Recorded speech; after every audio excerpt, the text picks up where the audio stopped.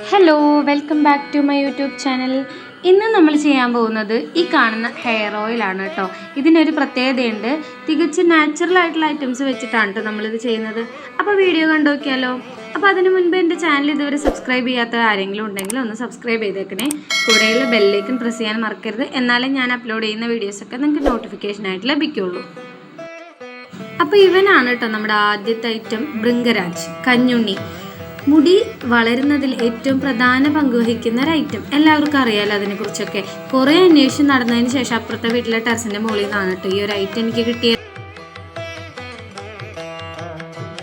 ഇതിൽ അടുത്തൊരു മെയിൻ ഐറ്റമാണ് കേട്ടോ ഇവൻ. എന്താണെന്ന് മനസ്സിലായിട്ടുണ്ടാവല്ലോ, ഞാൻ നേരത്തെ പറഞ്ഞിരുന്നു. നമ്മളുടെ ഈ ഹെയർ ഓയിലിനൊരു പ്രത്യേകത ഉണ്ടെന്ന് പറയുന്നത്. അതെന്താണെന്ന് വഴിയെ പറയാം. അപ്പോൾ ഇത് അടുത്തതായിട്ട് നമുക്ക് വേണ്ട ഐറ്റം ഇവരാണ് കേട്ടോ. ചെമ്പരത്തി ഇലയും അതുപോലെ തന്നെ ചെമ്പരത്തി പൂവും പിന്നെ ചെമ്പരത്തി മുട്ടും അറിയാലോ. അപ്പം ഞാൻ നേരത്തെ പറഞ്ഞ പ്രത്യേകത എന്താണെന്ന് അറിയണ്ടേ. ഇവിടെ നമ്മൾ ഒരു തുള്ളി വെളിച്ചെണ്ണ പോലും ആഡ് ചെയ്യുന്നില്ല. കാരണം നമ്മൾ കടയിൽ നിന്ന് വാങ്ങുന്ന വെളിച്ചെണ്ണയോ അല്ലെങ്കിൽ കൊപ്ര ആട്ടിയെടുക്കുന്ന വെളിച്ചെണ്ണ ഒന്നും ആഡ് ചെയ്യുന്നില്ല. പകരം നാളികേരപ്പാലിൽ നിന്ന് എക്സ്ട്രാക്ട് ചെയ്യുന്ന അങ്ങനെ വരുന്ന വെളിച്ചെണ്ണയാണ് കേട്ടോ. എണ്ണ തെളിഞ്ഞ് വരുമല്ലോ, ആ എണ്ണയാണ് കേട്ടോ നമ്മളിവിടെ ഹെയർ ഓയിലിനായിട്ട് യൂസ് ചെയ്യുന്നത്. അതുപോലെ തന്നെ ഇതിൽ ആഡ് ചെയ്ത മറ്റ് ഇൻഗ്രീഡിയൻസ് എന്ന് പറയുന്നത്, ഒന്ന് നമ്മൾ നേരത്തെ കാണിച്ചതുപോലെ കഞ്ഞുണ്ണി, അതുപോലെ തന്നെ നാളികേരപ്പാൽ.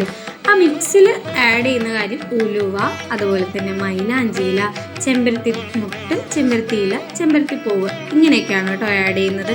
ചിലപ്പം വീഡിയോയിൽ ചില ഭാഗങ്ങൾ കിട്ടാത്തതൊക്കെ വന്നിട്ടുണ്ട്, അതുകൊണ്ടാണ് ഞാനിത് എടുത്ത് പറയുന്നത്. അപ്പോൾ നമ്മൾ ശ്രദ്ധിക്കേണ്ട ഒരു കാര്യം, 5 നാളികേരമാണ് കേട്ടോ ഞാനിവിടെ എടുത്തിട്ടുള്ളത്.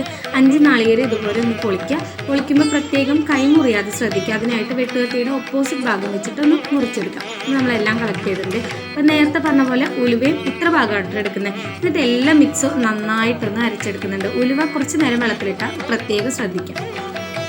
ഇനി നമ്മൾ ചെയ്യുന്നത് ആ നാളികേരമൊക്കെ ഒന്ന് അരച്ചെടുക്കലാണ്.